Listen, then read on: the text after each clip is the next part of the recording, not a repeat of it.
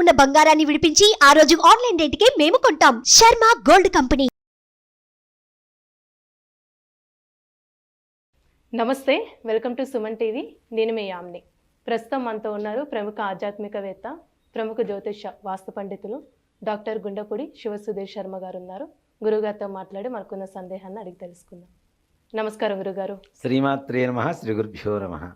గురుగారు, జూన్ నెలలో కన్యా రాశి వారికి ఏ విధంగా ఉంటుందండి? పరిహారం కూడా తెలియచేయాలి మాకు. తప్పనిసరిగా అమ్మ, కన్యా రాశి వారికి కూడా విశేషమైనటువంటి యోగమే చెప్పాలి. ముఖ్యంగా షేర్ మార్కెట్ బిజినెస్ చేసేటువంటి వాళ్ళకి చాలా యోగకారంగా చెప్పవచ్చు. అలాగే ఈ గోల్డ్ వ్యాపారస్తులు బంగారం మీద పెట్టుబడులు పెట్టడం, బంగారం కొనుక్కోవడం, లేదా బంగారు వ్యాపారం చేయటం, ఇట్లాంటి వాళ్ళకి ఇంకా రాబోయేటువంటి రోజుల్లో ఈ జూన్ మాసంలో పెట్టేటువంటి పెట్టుబడుల వల్ల భవిష్యత్తులో అధికమైనటువంటి వీళ్ళు ఊహించినంత మంచి లాభాన్ని తెచ్చిపెట్టేటువంటి మార్గంగా చెప్పవచ్చు. అలాగే వ్యాపారస్తులు, మిగిలిన వ్యాపారస్తులు ఏదైతే కిరాణా ఇట్లాంటివి ఉంటాయో వీళ్ళకు కూడా విశేషమైనటువంటి యోగం కలగబోతోంది కన్యారాశి వారికి. ఈ కన్యారాశిలో ముఖ్యంగా కేతుగ్రహ ప్రభావం చేత విదేశీ యానాలు సంకల్పమాత్రంగా, అంటే ఊరిక నామకావాస్తిగా ప్రయత్నించినా వెళ్ళిపోతారు గ్యారెంటీ ఈ మాసంలో. అంటే కేతుగ్రహ ప్రభావం సంపూర్ణంగా ఉంది వీళ్ళకి. దానివల్ల ఏమిటి, ఈ విదేశాల్లో ఏదైనా స్థిరపడాలన్నా, ఉద్యోగం కావాలన్నా, ఉన్నత విద్యలకు వెళ్తున్నా, ఉన్నత ఉద్యోగం కావాలన్నా తప్పనిసరిగా కన్యారాశి వారికి ఈ జూన్ మాసం అంతా కూడా విశేషమైనటువంటి యోగంగా చెప్పవచ్చు. అలాగే కుటుంబ గౌరవం పెరుగుతుంది. వీళ్ళ పిల్లల ద్వారా మంచి మన్నలు, అంటే ఇప్పుడు సంతానం ఉంటుంది, సంతానం కలిగిన తర్వాత వాళ్ళు ఎటు పడితే అటు తిరుగుతూ ఎట్లా పడితే అట్లా వ్యవహరిస్తుంటే వాళ్ళ వల్ల చెడ్డ పేరు వస్తుంటుంది.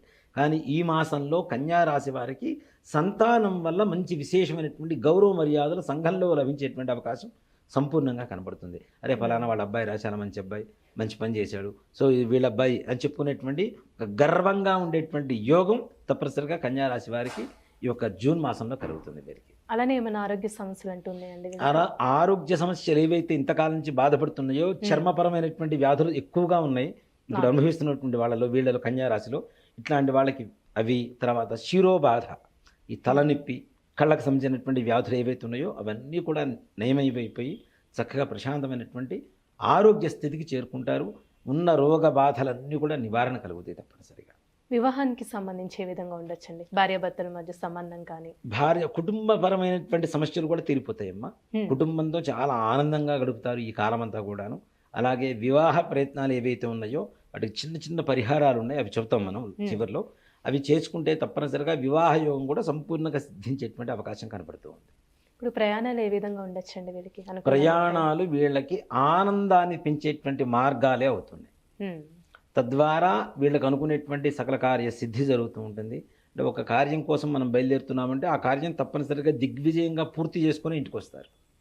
సో కాబట్టి ప్రయాణాలు వీళ్ళకి లాభదాయకంగా ఉంటున్నాయని చెప్పవచ్చు. కాబట్టి జాగ్రత్తలు అయితే ఎవరైనా ప్రతి ఒక్కరు తీసుకోవాల్సింది వాహన ప్రయాణాలు చేసేటప్పుడు. కాబట్టి కొంచెం జాగ్రత్తగా ఉంటే చాలు, విశేషమైనటువంటి యోగం కలుగుతుంది వీరికి. అలాగే విద్యార్థులు, వీళ్ళు చదువుకునేటువంటి చదువు ఇంతకాలం కూడా జ్ఞాపక శక్తి తగినటువంటి వ్యక్తులు కొంతమంది ఉంటారు కదా, అలాంటి వాళ్ళకి జ్ఞాపక శక్తి కూడా పెరుగుతుంది తప్పనిసరిగా గణపతి అనుగ్రహం చేత. సంపూర్ణంగా పరీక్షలు కూడా ప్రశాంతంగా రాసి అంటే ఉత్తీర్ణత అనేది వేరు, అత్యుత్తమ ఉత్తీర్ణత అంటే ఫస్ట్ క్లాస్, ఫస్ట్ ర్యాంక్, అట్లాంటి స్థానాలు పొందేటువంటి అవకాశాలు సంపూర్ణంగా కనబడుతున్నాయి. మరి ప్రతి ఒక్కరికి ఫస్ట్ ర్యాంక్స్ వస్తాయా అంటే ఆ స్థాయిలో ఉంటారని చెప్తున్నాం. తప్పనిసరిగా విద్యార్థులు కూడా మంచి విద్యా ప్రతిభను కనపరిచేటువంటి అవకాశం ఒక జూన్ నెలలో కనపడుతుంది.